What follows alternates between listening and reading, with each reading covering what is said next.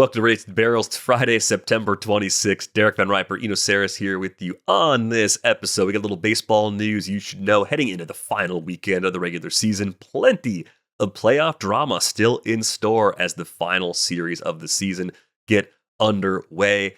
Eno's plea for my nostrils to clear came through. Eno, next time, if I go down ill on Tuesday, make that plea on the day I go down ill. It worked. Yeah, make it That's earlier. the cure. It's better than the cold medicine. It's better than everything. I still sound a little weird, but I sound much better today and feel much better today than I did earlier in the week. So thank you and everybody for all the extra work while I was out. Got a few nice well wishes from the listeners along the way. Pretty much stopped looking at social media for the last couple of days because I don't feel good when I look at social media. And if I'm trying to feel better, that's the answer. Just shut it off. Just, watch games and sleep and do what you can to get back on track. So happy to be back. We're going to get to some other stuff, including top hitters in the second half that have stood out. We also have Shah with our final taste of the majors check-in of this season and a few ideas for what you should do with your ottoneu teams in the final weekend of the season. If you're going to nominate a player and you're still hearing this episode on Friday, do it today because you can't nominate a player on Saturday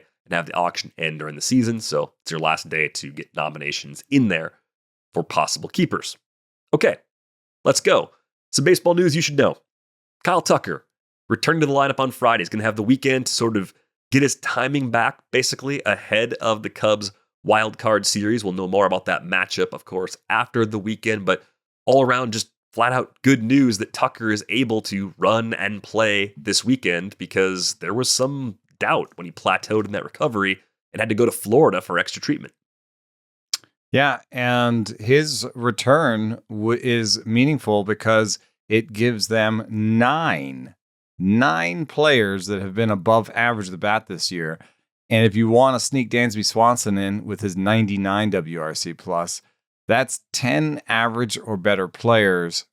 Matt Shah, who is now the worst player in the lineup, has a 93 WRC plus and has been a little better since he's come back and revamped his swing. So that is a dastardly lineup. That is a good lineup. And it's a lineup that now has a little bit of an embarrassment of riches.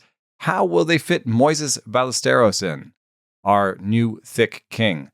He is so much fun to watch because he puts the ball in play and,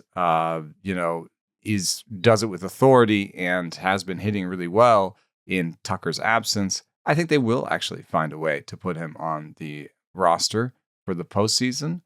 Maybe he'll be the backup catcher to Carson Kelly. That's possible. I don't know if he'll be much more than like a pinch hitter in the postseason, but yeah, on the roster would still be something. And I think as you look at this Cubs team, it's not really the lineup that I worry about. It's more the bullpen and maybe the depth starting pitching and even just the starting pitching as a unit because of the uncertainty around Cade Horton. I did see a note from Sahad of Sharma that Horton is on track for his next start, but the MRI on his side revealed something. The Cubs are kind of sending some mixed signals on what's going on with Cade Horton right now. That could be really big. Shota was not good in his last outing. Matt Boyd, I think you'd want to start in Wrigley. It might not be as good away from Wrigley. And then Tyon and Ray and Assad are going to kind of cobble together games, I think. So without Horton, you're hurting a little bit. And then it's not like the bullpen's really deep. I trust Palencia and Keller, maybe Pomerantz and Kittredge a little bit, but after that, it gets a little bit dicey. I mean, I do think, the acquisition of Soroka and Rogers, brought the floor up there, but in the playoffs, are those playoff quality relievers? And I don't know if the answer is necessarily yes. I think Soroka's work in the bullpen last season gives me quite a bit of confidence that he can be really effective in that role. And we have seen him back for a few outings. I think he's made 4 appearances since coming off the IL. Yeah, four now. None of them longer than 2 innings yet. So even if he's just another bridge guy, if a starter gets pulled short, I think that ends up being a helpful boost for them come October. But the Horton situation is one worth monitoring closely because he's been so good for them really throughout the entire season, but especially in the second half. Could be a big difference maker for them in the playoffs. I did see an update that Trea Turner is not guaranteed to return this weekend. When the week began, it looked like the activation plan was to get him back Friday against the Twins. The good news, though, is that he is still progressing in his actual rehab, and because the Phillies are going to have a first-round bye, they can basically give him a few extra days without pushing him at 100% in a game situation. The downside is, unlike Tucker, it might be a little harder for Turner to get his timing back, even though you can have live BP and some things that sort of simulate a real at-bat. I don't know. I don't know if it's an easy toggle to just turn it on after a layoff like that in what'll be the NLDS for Turner. The one nice thing is he's been remarkably consistent. His worst month this year had an 89 WRC plus. Trea Turner's did. You go back to last year, there's 1 month with like an 80 WRC plus. So, there's something about his line drive stroke, his speed, his contact ability that brings up the floor and suggests that, like, so what if he's, just hits some singles and steals second a couple times? Would be a good addition to the lineup. Yeah, that will still help. So it sounds like they're just erring on the side of caution more than Turner has had an actual setback in his recovery based on the reports that are going around right now.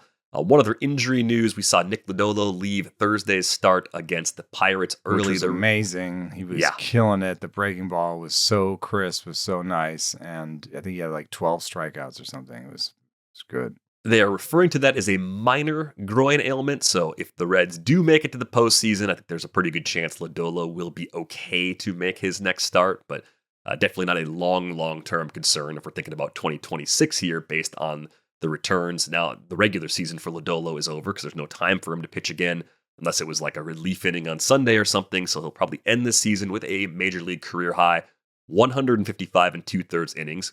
Good sign, because that could mean a absolutely full workload, health permitting, in 2026.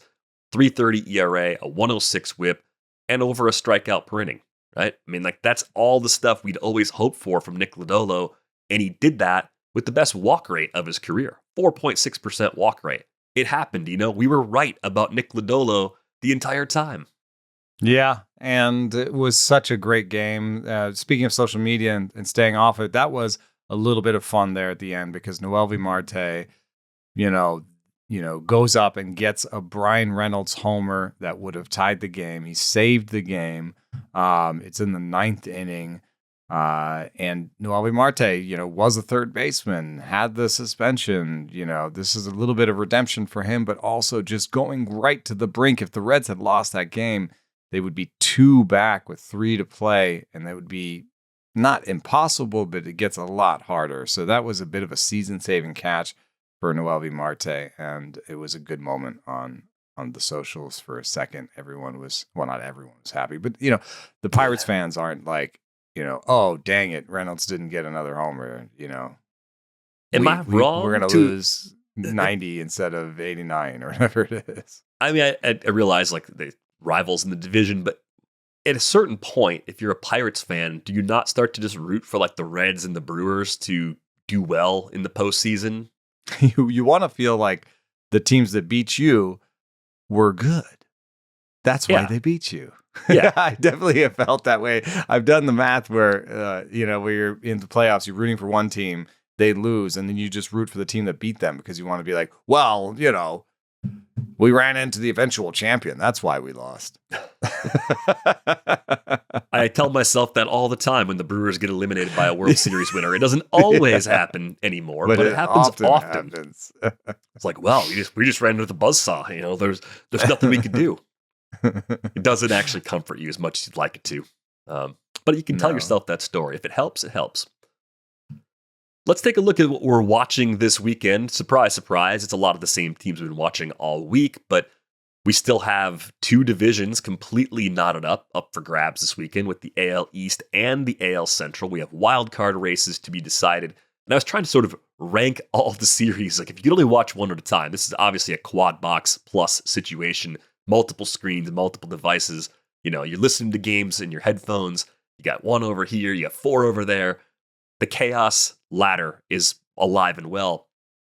The Red Sox-Tigers series, maybe is the most compelling singular series. I think Trevor May referred to the Tigers as reality TV right now and their collapse and not being able to avert his eyes. At least they did manage to take one game from the Guardians in that series, getting the final one on Thursday. They have a huge series in Boston against the Red Sox.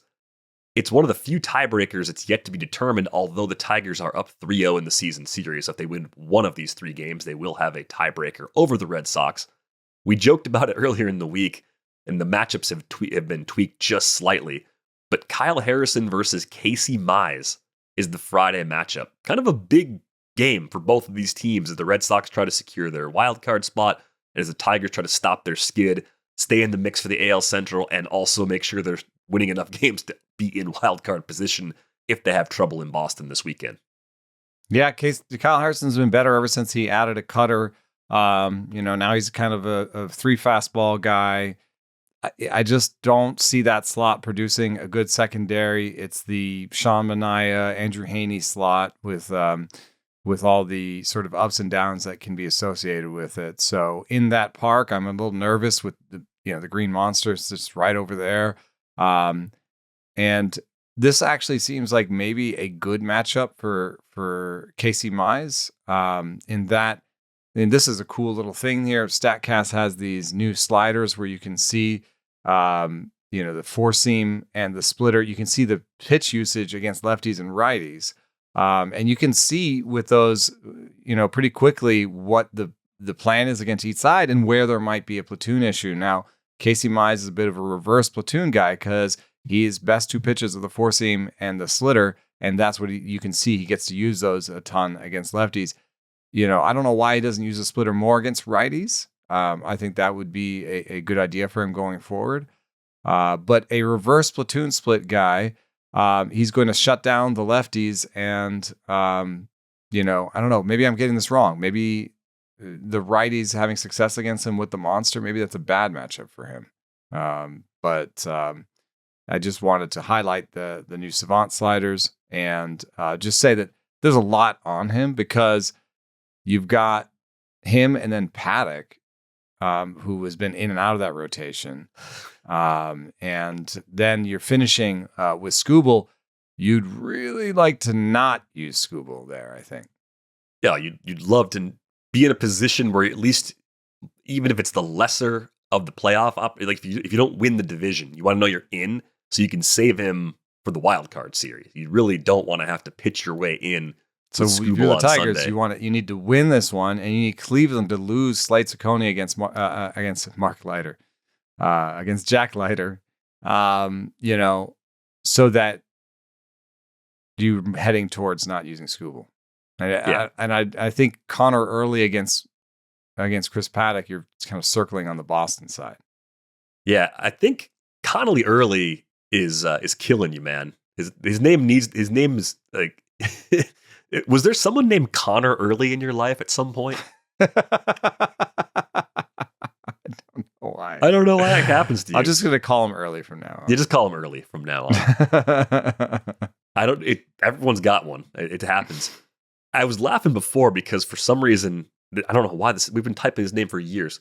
Skubal's name autocorrects to Skull on our rundowns. So if it ever says like Giolito versus Skull. Which isn't bad if you're the opposing team and there's a skull. That's like, the emoji they put up on the board. Like, whoa, all right, serious.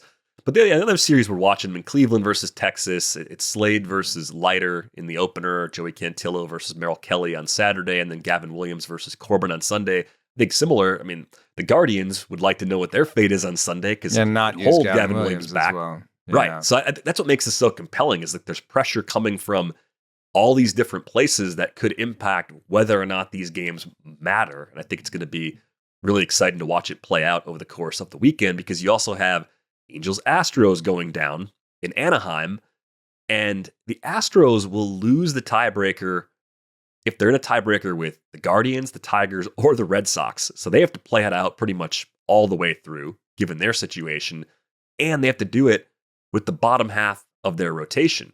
It looks like it's going to be Alexander versus Hendricks on Friday, Bluebaugh versus Cade Dana on Saturday, and Samuel Aldegari versus Christian Javier on Sunday. So I mean, like, it's nice to have Javier going on Sunday, and even Blue Ball, like the way they're using him, it turns into a partial bullpen game. This is not the way they wanted to line up, even though it's an easier matchup, relatively speaking. And the way we're headed, I think, with the fact that Cleveland has the tiebreak on the Tigers, it really seems like we're headed towards it's Tigers or Astros, into the playoffs. Now, if you look at it that way, the Astros have to win one more than the Tigers to get in. And so for the Tigers, it's a race to 2, I think. I don't know if that's the magic number or the tragic number or whatever it is. I know that there's all sorts of math going in all sorts of directions. I'm just feeling that, like, if the Tigers win 2, they're in. Yep. That is correct. The Astros can't catch them if they win 2. Okay. So that's even a magic number. Because the Astros could win 3, they'd have 88 wins each. And if the Tigers have the tiebreaker, then the Tigers are in. There you go. Yeah. So it's a race to 2 for a lot of these teams. If Cleveland wins 2, especially if they win the first 2, they can sit Gavin Williams and know they won the division. Yeah. I suppose. Yeah. Yeah. Yeah. Because what could the Tigers do? Win 2. If Cleveland won 2, they'd be tied at the top of the division. So, and they have the tiebreaker. But it's the funny thing is if you win the first 2, you still have to play the third one because you don't know what the other team's going to do that day. Yeah, you have to play it, but you don't necessarily have to start Gavin Williams. Well, yeah, you could say, well, we're in, so we're okay with. I don't know. There's a big enough difference there, home versus away, where I think you probably lean more towards. No, because they have the tiebreaker on the Tigers. Right, but if the Tigers could win and you could lose, right? And the Tigers, yeah, okay, yeah, you could just avoid the tiebreaker altogether by winning. Right. So you got all that happening, plus the battle for the AL East still going down. And that's an important battle because that's a bye battle. Mm-hmm. That's not just like the Dodgers don't care so much about it because it's not a bye. Their division is not going to create a bye, but the AL East is going to create a bye. And so you've got, the Yankees, Warren against Trevor Rogers, Cam Schlittler against Tomoyuki Sagano, and then Luis Gil against Kyle Bradish. I think, I might give the Orioles, at least by starting pitching, the advantage on 2. But the Yankees lineup is such a behemoth that I would say that the odds for each game will probably favor the Yankees. Yeah, I think that's probably what you see if you're looking at those. And then on the Jays-Rays side, Bieber-Hauser is the matchup on Friday. You Savage Boyle on Saturday, Gossman-Seymour on Sunday. Same kind of situation as the other series where if the Jays could somehow know their fate by Sunday, they'd rather not throw Gossman there if they didn't. Although it's a bye situation, so maybe it's not as big a deal because they'll know that Gossman will get full rest before he has to pitch again. Right. Yeah. We'll see how it plays out over the course of these next few days. On the NL side, it's the wild card that we're tracking. Marlins, Mets, tough matchup, as Trevor said on Thursday, right? I mean, we knew going in, with Sandy and Yuri Perez and Edward Cabrera all lined up to go, the Mets lineup will have its work cut out for itself, at least against the starters. I think you called this earlier. Maybe it's going to be a lot of later inning comebacks for the Mets, piling on runs against bullpens. And will they push Sandy Alcantara to 6 or 7 innings in his last start? I think if they get 5 clean innings, they'll say, hey, you got back on track. Congratulations. Yuri Perez, are they going to push him? Edward Cabrera's, coming off an injury. So you could get 12 to 14 innings combined out of those 3 starters, which means, a fair amount of meat there on the bone for the bullpen. Are you getting any more innings out of Sproat, Manaea, and Peterson, though, if you're on the Mets side? No, but you do have some games you can play with Clay Holmes, and bulk relievers. The other thing that I wanted to show Sproat's card here real quick, the same card, you can see really quickly with the sinker sweeper guys, what the plan is. And this is a very common plan. Brandon Sproat, very heavy sinker sweeper against righties, and then it's the kitchen sink against lefties. This is the Will Warren. This is the Clark Schmidt. This is the what do I do against lefties? Even Nolan McLean is like this. Tidwell's like this. This is now a bit of a trope in baseball. Like this is a type of pitcher that I don't know how you would just sum them up quickly, but be like sinker, sweeper, righty. What you'll see is if you look back on Sproat's numbers, you look on his stuff splits, you look on what he's done so far, he does not have great command of his fastballs. Both of his fastballs have really poor location plus numbers. But that becomes even more important when he's facing lefties because he has to be finer and because he's using 3 different kinds of fastballs, and none of his fastballs do well in stuff plus against lefties. Whereas the sinker against righties is like a 120 stuff plus against righties. So he has a real platoon problem. Nolan McLean has the same, but it gets exacerbated when the team has really good lefties. Brandon Sproat's best start was against the Rangers. The best lefty in that lineup, because Corey Seager was hurt, was Josh Smith. Josh Smith went 2 for 4, but the Rangers scored 0 runs. I think this is a good start for him because the scariest lefty on the Marlins is Jacob Marcy, which I think he's pretty good, but I think Josh Smith is okay too. And I think Jacob Marcy could go 2 for 4 with a stolen base, even maybe a homer, and the Mets still win this game. So I think this Sproat line, I think this is a good matchup for Sproat. Manaea is the pain point, but maybe it's Manaea Holmes. You get Manaea for 2 or 3, and you get Holmes for 2 or 3, and then you're on Sunday with your destiny in your own hands. And David Peterson, who has like a 6.5 ERA in the second half, is your Sunday starter. You're hoping you don't have to start Peterson, not because you're saving him. You're hoping you don't have to rely on that game to make it in. Yeah. But the Mets lose the tiebreaker to Cincinnati, and of course Cincinnati is running out the back end of their rotation, but Abbott's been good all year. Littell's been better than I expected. Singer's been better than I expected. So this could come down to Sunday in a way where a lot will be riding on David Peterson's shoulders. Right. And I think for the Reds, they're in Milwaukee against the Brewers. The Brewers are trying to secure the number 1 seed. So that still matters for them. I think they need 1 win to clinch that, and then they could go into easy mode. So that could help the Reds. The Reds having the tiebreaker over the Mets adds that little bit of pressure that we're looking for to keep things really interesting. Mets enter the weekend with a game lead over the Reds and 2-game lead over the Diamondbacks. So D-backs need to sweep and get a lot of help, but they do have a tiebreaker over the Mets if it comes down to it. So we'll see what happens. I think D-backs Padres going to be the last screen. The bullpen situation is bad. Like, the Arizona tried to run out a bullpen game against the Dodgers, and it was pretty disastrous. And so, even if Gallen, Eduardo Rodriguez and Brandon Pfaadt can give them, 15 innings and 2 earned runs and keep them in all those games, I'm not sure the bullpen will hold up. Yeah, so plenty to watch this weekend, and we're excited to see how it all plays out. Let's take a look at some noteworthy performances, second half hitters. I just wanted to pop open the leaderboard from the Fangraphs Player Rater, see if there are any big surprises on the hitting side. Juan Soto, not surprisingly, the number 1 ranked hitter, $48 in the second half because Juan Soto steals lots of bases now. He has more steals than homers in the second half. That's like a real Juan Soto thing. How did that happen?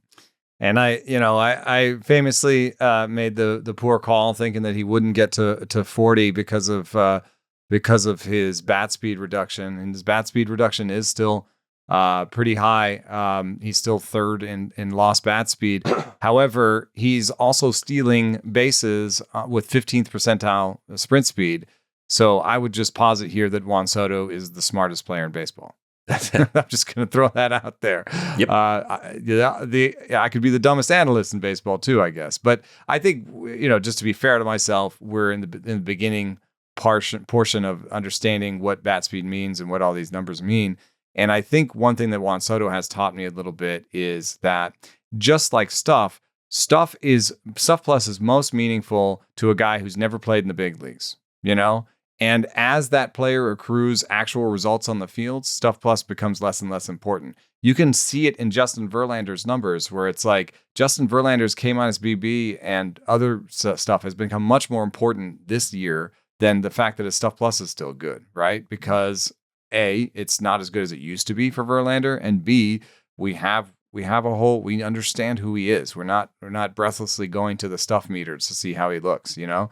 So just like that, I think bat speed and tilt and a lot of those things can tell you like a little bit about a guy in a tiny sample, just like Stuff Plus. And as they start to put up results, it means a little bit less over time. So, you know, Soto's bat speed reduction should not have set off as many alarm bells for me, I think.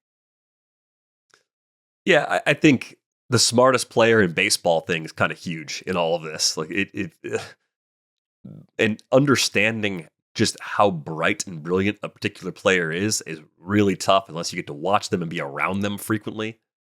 It's a huge way to make up area, like to make up gaps in declining skills. It's what makes superstars age really well, generally, right? It's their brain. It's like what maybe it's tiring to swing the bat 80 miles an hour every day. Maybe you do that in your contract year, and then in your next year you say, no, I'm going to pick spots where I can still get up to 80 miles an hour with my bat speed, and it'll look like overall, it's like sort of sprint speed. Maybe his sprint speed's not actually that bad. Maybe he's just dogging it a bunch, and when it comes time, he can still reach in the bag and get what he needs. So yeah, the limitations of sprint speed, I think, have been brought up over time, and I think the more we see Soto's and Josh Naylor's popping in stolen bases, you know, contract year or right off of signing a massive contract, I think we're going to have a clear understanding that it's just not that useful for us as a well, I think it's a lot like stuff and bat speed actually. Whereas you know, if you just get a player up in the big leagues, he's played a week, like, you know, it's good to know his sprint speed. And then, you know, if he's played 5 years, then the thing you want to know is how much he's taken off. Mm-hmm. That's the thing you want to know, actually, is how much, because there's a lot of intent there. You know, it's about, do you want to steal bases? Are you a guy that wants to steal bases? There are guys that have really high sprint speed that just, they're not interested in it. Maybe they're not good at it for some reason, whatever it is, you know, or they don't want to give those outs up, or they don't want to break their fingers, you know. You know, there's all sorts of reasons. But on that list, Shea Langoliers really stands out, I think. Shea is, you know, number 6 in second half WRC plus. And I believe in a lot of the gains he's made. The strikeout rate gains are huge. You know, Perdomo, you know, Dalen Lyle, you know, they're on the surgers in the second half list too. Spencer Horwitz, you know, these are all guys that were top 50-ish in second half WRC plus, where I've taken out the names we all know. I you know, some of these I struggle with because I think there's probably a good amount of BABIP driven situations in here. You know, like somebody like Turang is really interesting to me too. Is like, he didn't really hit for power, then he kind of found a power swing. How much of that power are we giving him back again next year? So I would say this list is not basically, oh, these are all guys that have figured it out and I'm going to love them next year in drafts. I think if I was going to pick names off of this list that I'm showing right now, Kyle Teal, Shea Langoliers, you know, they really jump off the list for me. I don't know who else. You know, maybe late in drafts, I start to like these other guys like Lyle and Horwitz. And I think Jacob Marcy is somebody I just need to spend more time with. You know, I know that he won me or helped win me TGFBI, and I love that pickup, but it's fairly soft batted ball numbers, you know. And so is he going to be a guy next year that, you know, some of the projections are for 228, you know, with below average power. And then some of the projections like the Bat X are for 240 with below average power. So nobody believes the power that he's showing right now.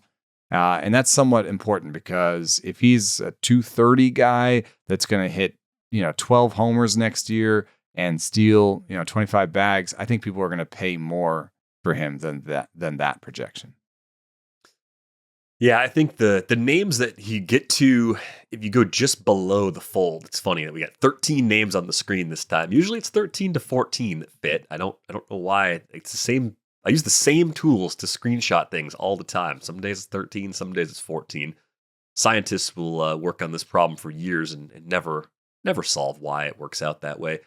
But Michael Harris has been really good in the second half, and I think that's one that I get tripped up on because I thought I had it figured out. I thought we were just wrong about Michael Harris, and now he's a $27 player in the second half, and maybe we were still okay taking him at the 2-3 turn. Like, I'm kind of wrestling with that. Your Terang point. It's also weird because he was really good in July and August. 131 WRC plus, 143 WRC plus in August. And then he was bad again in September. And he's surging again late in September. Yeah. Like the late surge at the end of the month. So he's just really streaky. And I think it's one of those things where maybe in Roto, you just have to have the confidence that, like, yeah, it'll look really terrible at times, but I'm just going to stick him in there. And by the end of the season, he'll hit 260 and be 20-20. And I will have to have eaten a lot of Tums in between. But I just had to have him in there because I didn't know when he would get hot and when he would get cold. Whereas like in head-to-head, I think it would, I have him in head-to-head Dynasty. I have no idea when to play him. I sit him against lefties. I try to play him at home a little bit more, and he's kind of a bench piece for me in my 12-team Dynasty. Yeah. The guys that are going off on that list, you mentioned Terang before. The power, if we took the name off the resume, if I just told you, hey, there's a guy that hits the ball hard 47% of the time, 8% barrel rate, and strikes out 22% of the time with a good walk rate, 9.8%. Like, that's a pretty good player, right? You'd say, yeah. Okay, I like that guy. I mean, that's what Terang's done this year. I think the problem for me is just that last year it was a 29.7% hard hit rate and a 107 max EV and a 2% barrel rate. And so even if you're projecting him, you still regress. Even the numbers that we think are predictive, we still regress them in a given year. So next year you would project him for like a 6% barrel rate. Right, which is still better than what he had. And if he's a 40% hard hit rate guy, that's still 10 plus percentage points better than what he was before. But that's probably like a 255 hitter with, 12 homers. And then the big question mark is how much is he going to steal again? I think the projections are pretty solid on this one. Like, the range is still wide, but Zips 268, 334, 392. And that power's been in there in batting practice. That's something I did not know because I don't attend batting practice. Yeah, Jack Stern wrote about it for Brewer Fanatic, and it came up on the episode when Vinny Rottino jumped on as a guest that, yeah, in BP, like, other than Yelich, Bryce Terang shows as much left-handed power as anybody in the Brewers. And I'm like, cool. I don't see it in games. And it's been there since Jack wrote about it. It's been a big second half, but I think that's the toggle that he has is like, even if the pop comes back down and regresses a little bit, he's showing a higher baseline potential in that category. And then he has the stolen bases to fall back on for roto value. We know he's a great defender, so that's going to keep driving the playing time. He's like third in that lineup right now. Bryce Terang, 3-hole hitter. I mean, like, what world are we living in right now? That just blows my mind that that's happening. So the surprises on that list, Nick Kurtz, surprises relative to the beginning of the season. Nick Kurtz is 5th in hitter value in the second half. 330, 18 homers, 40 RBIs, 55 runs scored. That's just beast. What a monster. I look at this list also and I flash forward to our catcher, preview. I think it'll be really interesting to debate Ben Rice, Kyle Teal, and Shea Langolier's place among their peers. Even Ivan Herrera in the second half was a top 50 bat. Might be the type of year where instead of getting a top catcher, you get 2 middle catchers. Because if I could wait at all and end up with Ben Rice and Kyle Teal as my catchers next year, I don't know if I can. It's going to be hard to see what the market does on those. Maybe the market loves Ben Rice's barrel rates as much as we do. Maybe everyone can see all the goodness in his line. But if I can get Ben Rice as like the 5th or 6th best catcher and Kyle Teal is like, the 12th or 13th, and I got those two, I think I would feel really good about my catcher tandem. So I think it'll be an interesting year to have a catcher strategy like that. I love that it's September 26th and you're thinking about the 2026 catcher preview already. That's phenomenal. Yeah. So happy.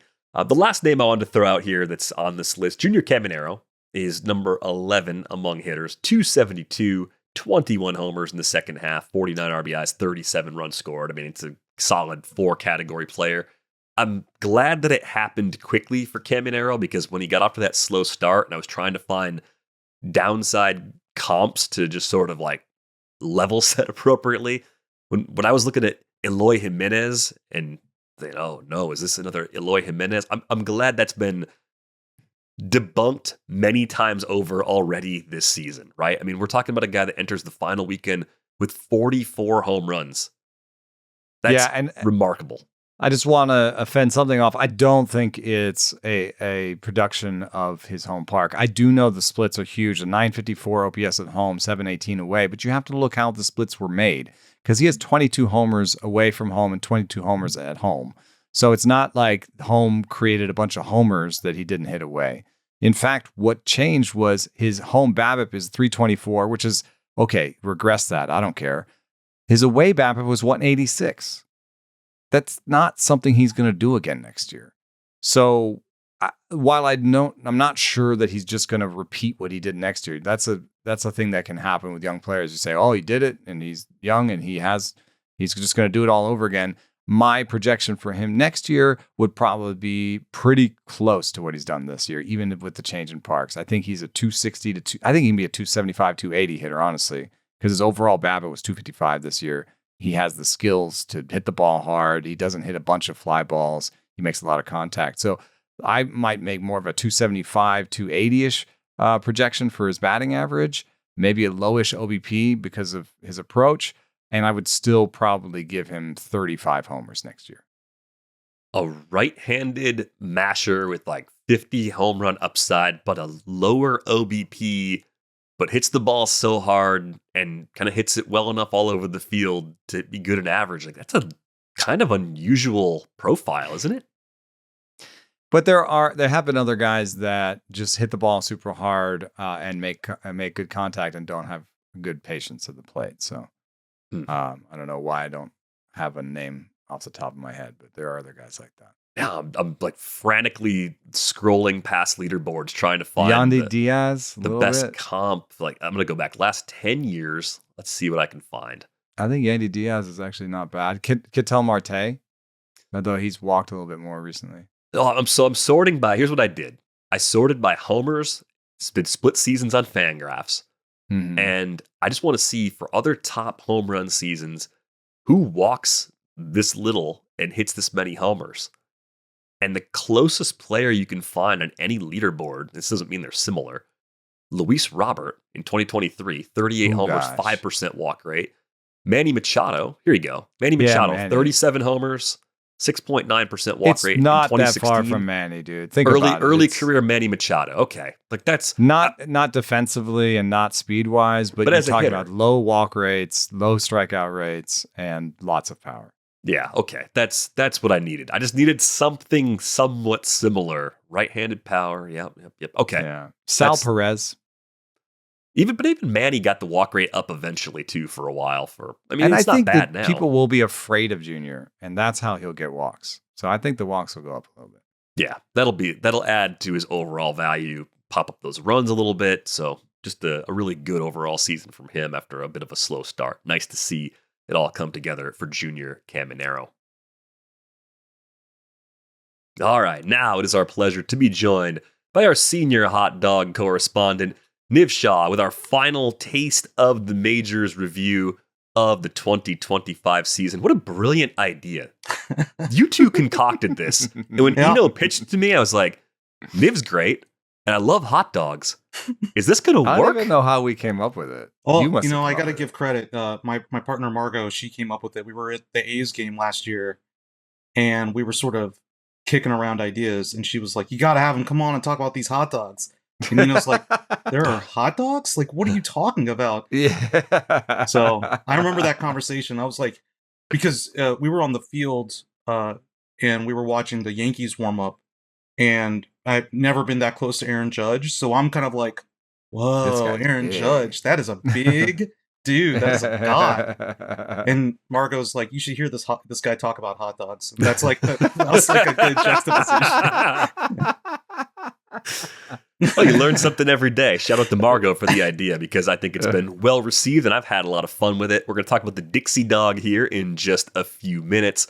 We want to talk about a end of season ottoneu topic, though, and this was bouncing around in the ottoneu channel on the Rates and Barrels Discord, which you can join with the link in the show description.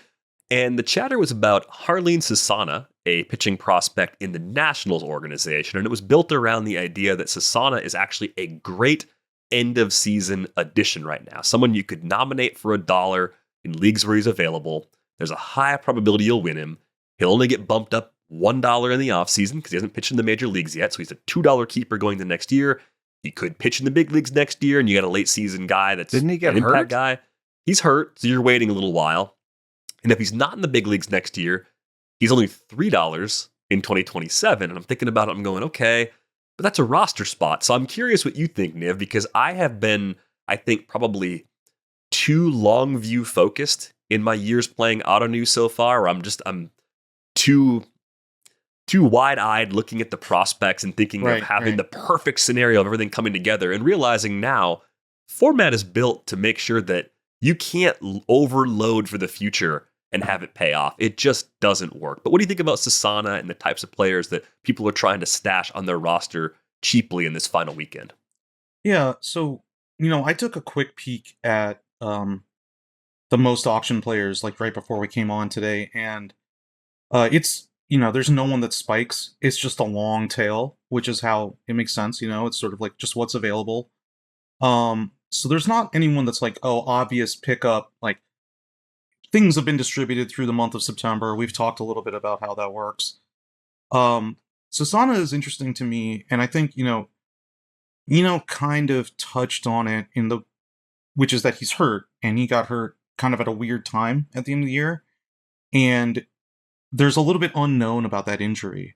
And I think that's the part that's, to me, like, why you'd want to have the $2 option for him.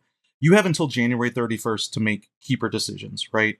So this isn't like, so Derek, where I'd push back is like, I wouldn't say, think about 2027 with him. I wouldn't be like, oh yeah, if he's hurt. No, the answer is like, you get to what you're gaining by starting that auction today. You cannot start auctions tomorrow because they will end after the season ends. So today is your last day to start auctions. And what you're gaining is the option to learn a little bit more about the injury as we get into the off season.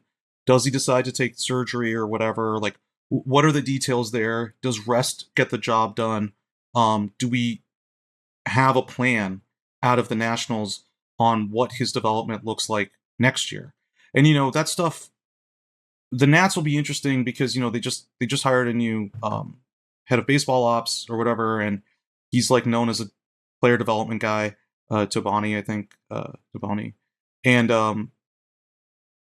I think there will be changes to their pitching. Well, I think there's going to be just like a lot of appetite for conversation around what the Nationals are, because it's been a little while since they've been competitive, and it's been very frustrating. And the Post just wrote a really scathing, I would call it, article about the learners and the ownership group there, and like how it's sort of directionless. And I feel like the learners are going to be really interested in changing that narrative going forward. So I wouldn't be surprised. Like, and that's really specific for Sasana, but I think there are probably other guys like that where you can say, between now and January 31st, I will gain information. And so if we're all gaining information and they're a free agent, then everyone gets that information on your draft day.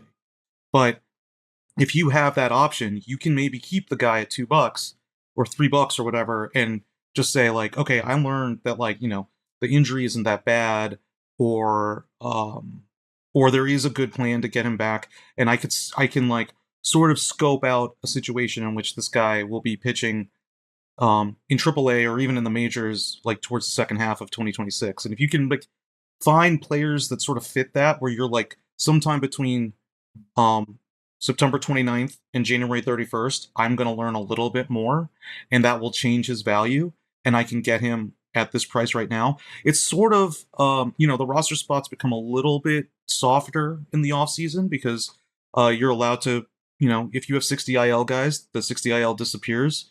And so you're allowed to go over that 40-man roster just a little bit.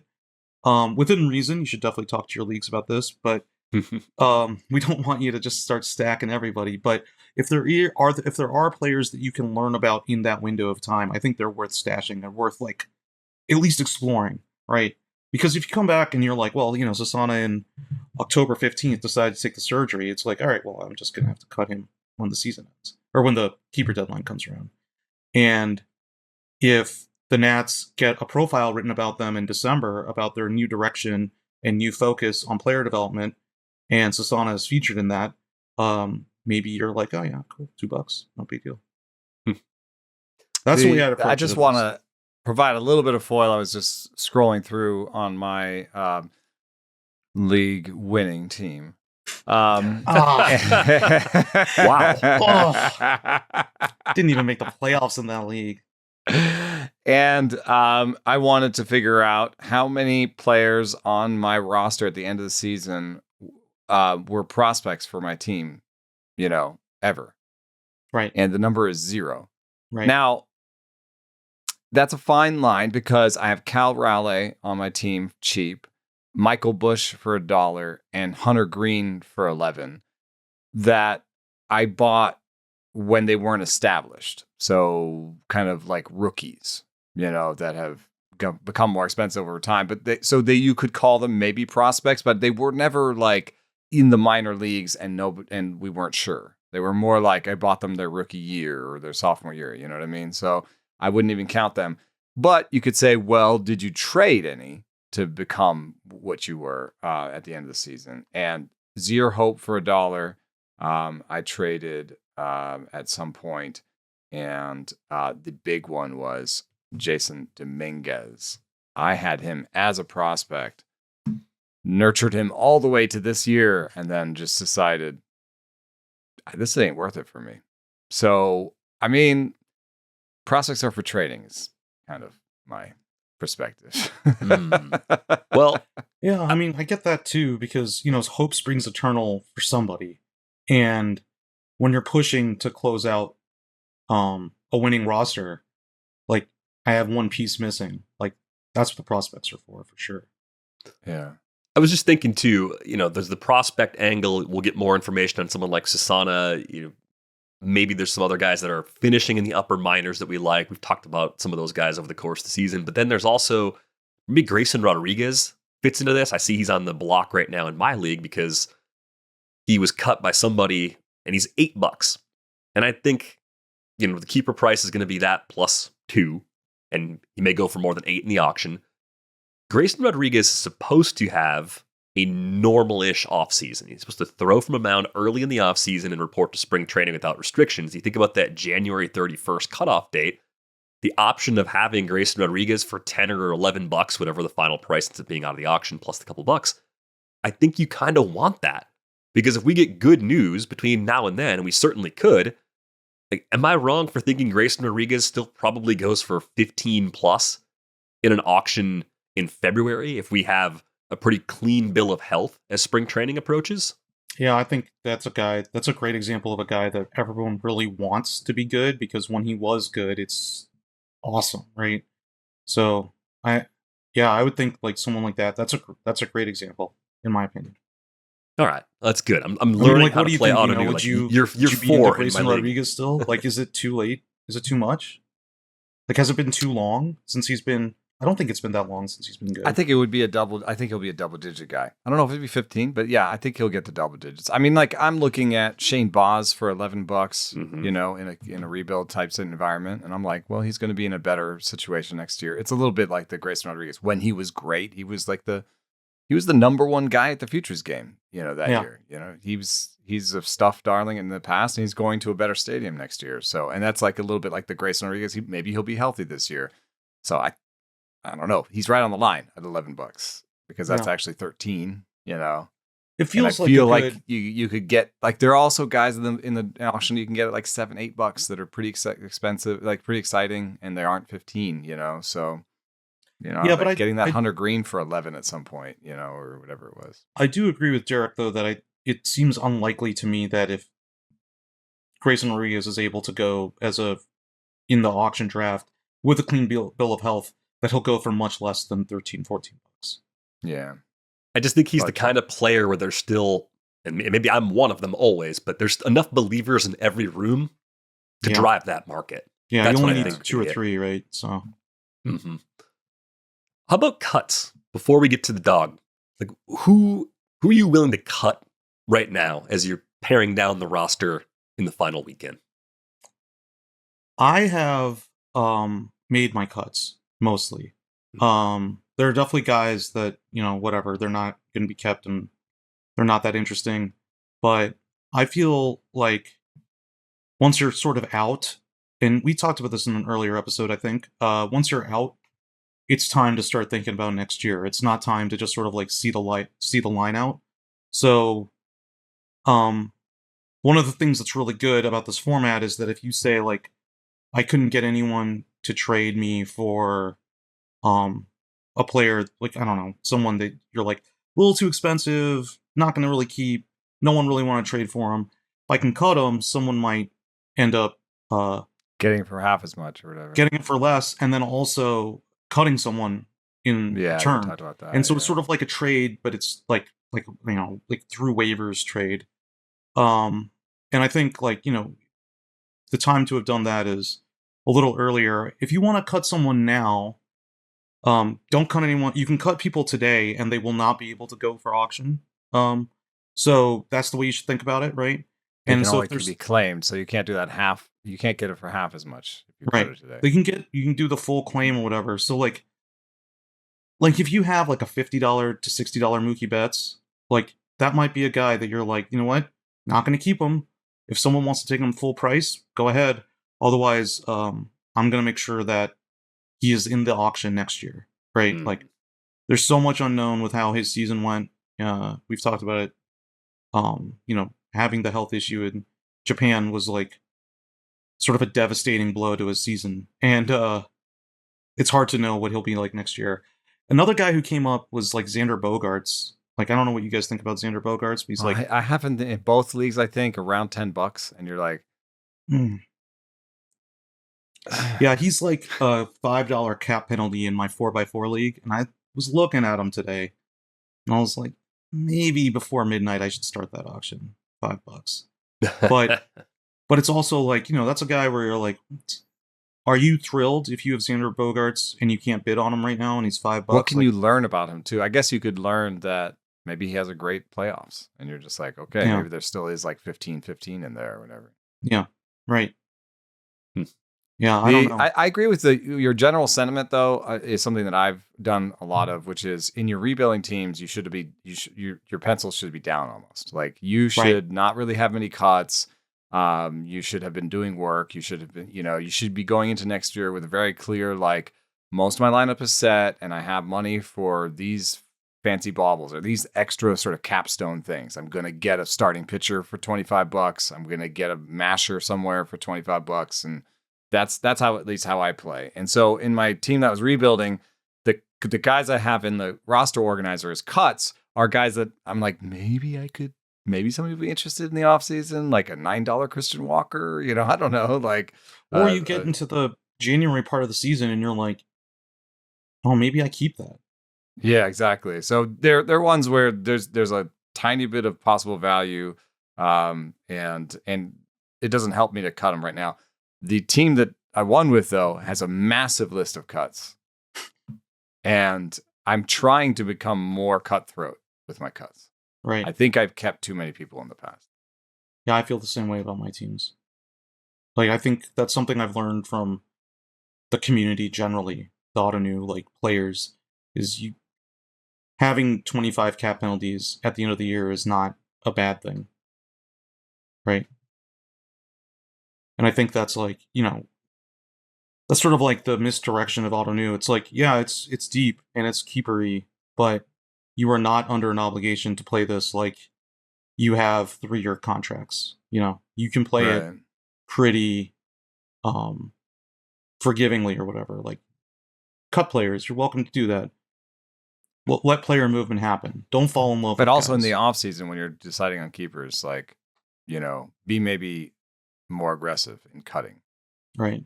Like, there's all these like, oh, but Joey Ortiz is $2. So what? Yeah. So what? One of the things that that's a people talk roster about a lot spot, is that also like Joey Ortiz is $2, but he'll be $2 in the auction. He'll be $2 in a month. Right. Right. And it's actually $4 after you get the inflation. So every pro guy that you're looking at, you're like, oh, he's only $1. Well, Cutter Crawford's on my roster. He's only $1. Well, he's $3 next year. He's $3. Yeah. Yeah. When you use, I don't know if you guys have like looked at it, but the roster organizer now, it has a little toggle on it that you can click, and it'll put in the automatic inflation, like the automatic salary increases that ottoneu implements once the season ends. Yeah. And that's a really, like, you should keep that on. As soon as you are like, I'm not competing anymore, you should turn that thing on and then have a real conversation about like, man, what do these salaries look like in 2026? Because it gets, it catches up quickly, and you'll find yourself, like, I know we talk a lot about how you don't want the auction draft to be the keystone to your rebuild, but oftentimes there will be guys that you're rostering that you're just like, when I cut this guy, I can get him back for less. So it's okay. Like, I don't need to build my entire, like, how do I get from where I am now to getting better out of the auction draft? But you can still stay where you are pretty easily in the auction draft. I think that's a great toggle to have on, because it's so easy for me to look at a player like Owen Casey at 2 on my current roster and go, oh yeah, I'm definitely keeping Owen Casey. And when I toggle it on in the roster organizer and he's 4, I'm like, it's a little more borderline. Like, maybe I can get him back at 4. Right? It helps, because even though you know what you're supposed to add, you feel differently seeing the numbers next to the players when they're adjusted versus when they're not. So highly, highly recommend checking that out. Derek, I wanted to mention the Listener League, the 6 Picks League. Mm-hmm. We do have 6 picks through the whole playoffs, through the Major League Baseball playoffs. And it is extremely fun because baseball teams that make the playoffs have good players. Mm-hmm. And so you're limited to a pool of like really good players. Mm-hmm. And then it becomes like, oh man, is $120 enough to cram all these guys in that I want? So I would definitely recommend checking that out. And I'm sure we can keep it going with the Race and Barrels League through the offseason, like through the World Series. And I'm out of hats right now. You are out of hats right now. So we're going to see if we can get more. That's going to be tricky, but we'll try to get more. But I'm pretty sure we actually have we're circling around a San Francisco event for opening day next year. And San Francisco opens the season for all of baseball. The Yankees, Giants. And I think we should have some extra merch for there. So it's one of those things where you will gain a chit with me. You can which is actually, you listen, ottoneu was basically based on me gaining a chit with Eno. So well, I was going to say, like, you may have to wait a long time for that to redeem hat. It. Or it might even be something completely different than a hat, but it's there. So tough. It's a prize nonetheless, I guess. So something keep playing. Will come out of success for playoff 6 picks. But it's pretty fun. It's been really fun in the past. It gets a little bit of boost engagement because it's a fun thing to do while you're watching, because you're watching the games, right? So anyway, I just want to make a little shout out on that. Definitely. Good call. You get football going for 6 picks as well. It locks before the Thursday game each week, so be sure to get in before Thursday Night Football if you want to jump in on that. All right. Let's talk about this dog, the Atlanta dog, or the Dixie dog, as they called it. Atlanta's Dixie dog features a deep-fried beef frank topped with pulled pork, creamy coleslaw, and a tangy barbecue sauce. Good description. Pictures look a little wet, a little messy. Like the possibility for a sad Niv with a dog that's falling apart. Disintegrating looks very real bread. here. But how was the Dixie dog? So, first off, we can't be calling things Dixie in 2025. That is like way over the line for me. So I think it's unfair to Atlanta, and it's Nats, you got to do better. We're not doing this lost cause stuff. It's no good. Yeah. But the dog itself was good, and that's like undeniable. It is an entire summer barbecue on a hot dog. Nice.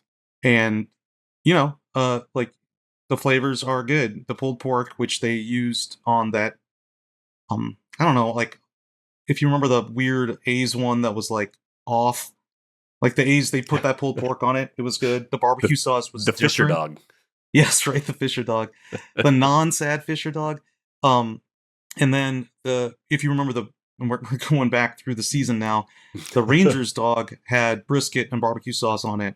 And what I thought was interesting was this was different barbecue sauce.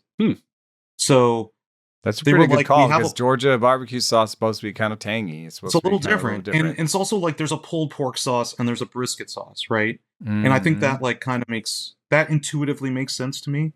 I don't know if that tracks for you guys, but like, yeah, what you said, is totally right. That sounds it was what I remember of. Like the only thing that I remember of Georgia that made it really different was sort of Brunswick stew, which is like a side. It's like a stew with tomato and corn. But it's like mostly tomato-based sauce. It's like pulled pork is kind of the centerpiece of Georgia barbecue. It's hard for me to kind of keep them all separate. It's been a while since I lived there. I mean, they weren't going to do shrimp and grits as the other sort of big Georgia thing. Can't do that. Like, you're not doing shrimp and grits. Not a good combo on a hot dog. And then, again, I'm going to just... It turns out we have a rich history of these dogs now. The San Francisco dog was a coleslaw-based one, but that coleslaw was like vinegar and really light. And this was like a creamy southern coleslaw, like mayo-y and all that. So all that stuff, excellent. Picking it up, it was like doing curls. The thing is like 2.5 pounds. It is huge. It is so heavy. Like when I got it, I was like, this is not reasonable. One thing I try to do, and I'm never going to subject you guys to this, I always try to pick it up and eat it like a proper... I'm never going to show you a picture of that. No, we greatly appreciate that.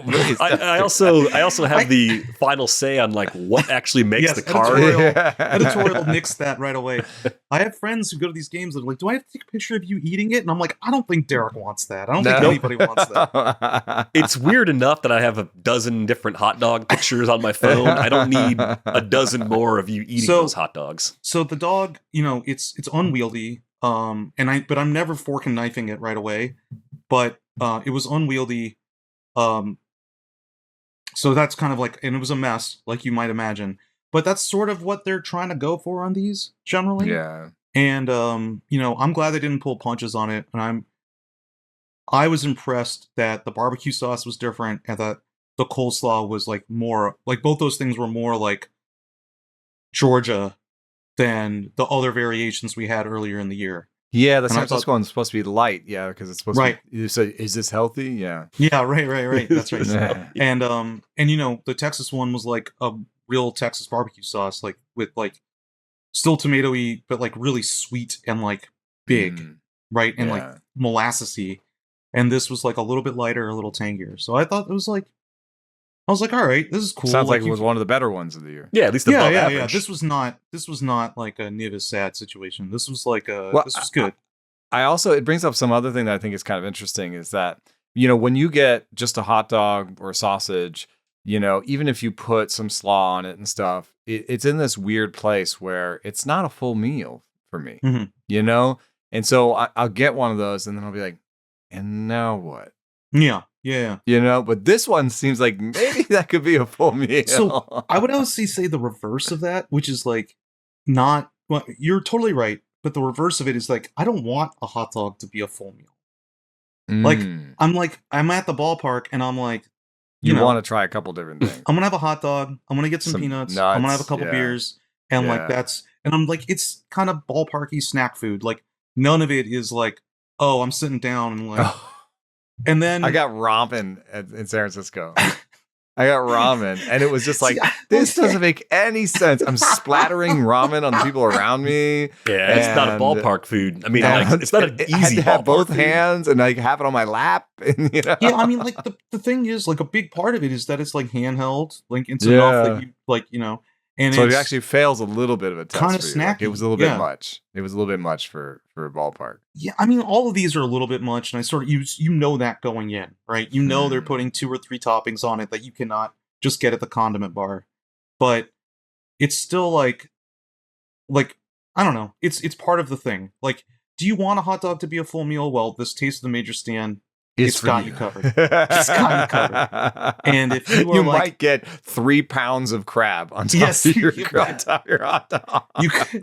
Any number of things, but you're certainly getting 2 courses. You're getting you're getting the hot dog course, and you're getting whatever they put on top of the hot dog as a course, and maybe side dish or whatever. But yeah, so this was like this was like a picnic. This was a You could see this being a plate, right? You're like, I have my plate with my 3. Whatever. Yeah, you could actually take them all off the hot dog, and it would just be a plate, and be like, "Here's my plate of, here's my coleslaw, here's my pulled pork, here's my hot dog." Like that's a barbecue. You're like, so I thought that was good. It was coherent, and I really liked it. I thought it tasted good, but it was. Give us a top 3 off the top of your head. Top 3 off the top of my head. I mean, the Rangers dog, that brisket was just really outstanding, and I really like the San Francisco dog. We brought it up a couple times, and. Man, I really want to say something weird as the 3rd one, but it definitely wasn't the one with the cereal on it. No, that was. Now I'm sad. Just thinking of it. That was a whiff. That was mac and cheese and cereal, if I remember right. Yeah. Yeah, I mean, I like the Cuban dog. I generally like what these guys are doing. Like, this was one of the better on execution, though. This would probably be a top 3 overall execution. Not just vision, but execution. Number 1 would have to be the Rangers dog, though. That brisket. You're like remembering it. I like it. He's like ready for the Rangers to come back in 2027 just so you can have it again. Yeah, please, Rangers, come back in 2027. Let's keep the schedule going. We're going to get all the opposite AL teams this year, right? So I'm really curious what teams show up that I missed. Like, what are the Twins up to? I don't know. Yeah, what's the Twins dog? Yeah.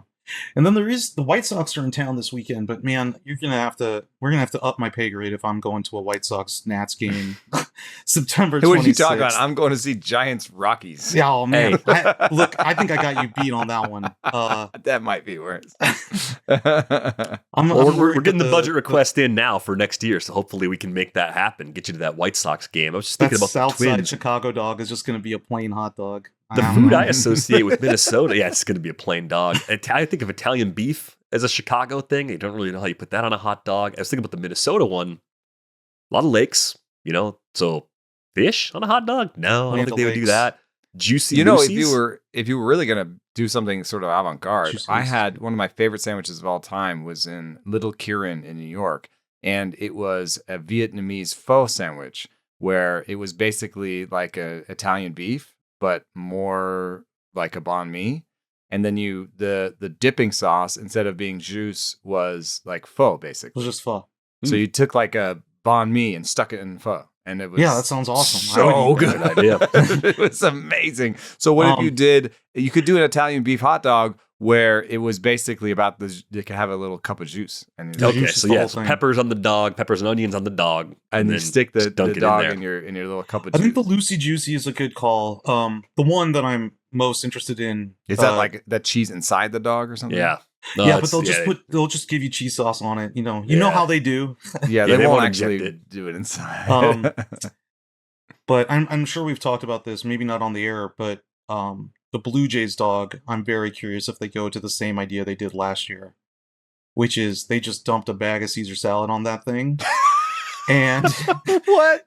I don't know, man. The connection? Hot dog, Caesar salad, like the bag you see at the grocery store in that produce section. That's for the lazy, like single dudes that are like, I got to eat a salad, pre-made.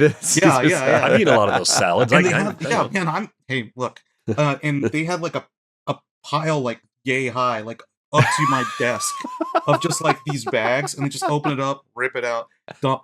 And it took me 3 months, and I was like 3 months to figure out why Caesar salad's from Mexico City. It's not from Toronto. What is the connection? The origin of it is very.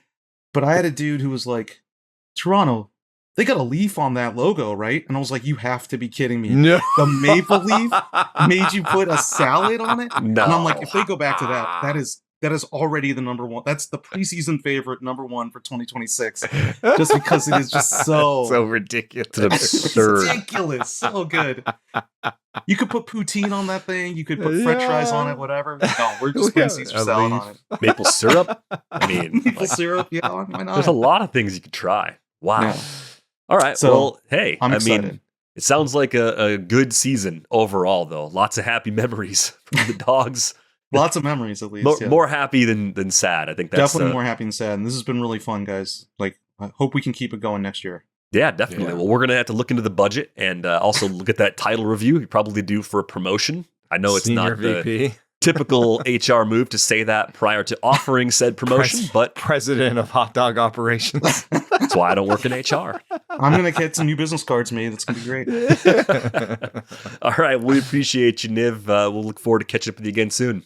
All right. See you guys soon. Thanks so much. It's our senior hot dog correspondent, Niv Shah, also the founder of ottoneu, joined us regularly on Fridays throughout the season. A lot of fun with that segment. We are going to wrap things up. A lot of great baseball to watch this weekend. Thanks to our producer, Brian Smith, for putting this episode together and for powering through all week, doing extra work while I was out. It's going to do it for this episode of Rates and Barrels. We're back with you with our playoff preview on Monday. Thanks for listening. Thanks for listening.